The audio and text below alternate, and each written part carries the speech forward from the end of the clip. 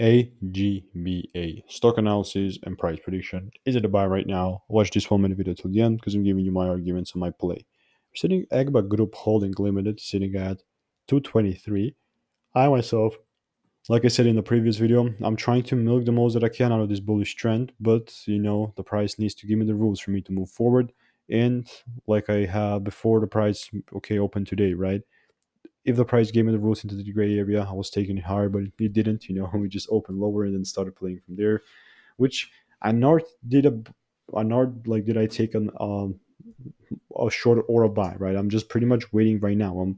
I'm not in any positions here because it also there's a good chance after we start breaking lows here, like you saw, double times and stuff, we might commit with this bearish trend, right? So it's not a might, but the idea is like the only way that I'm really going to be bullish if I start seeing these breaks lower is if I start seeing double breaks up. So obviously going to keep you updated. It's not financial advice.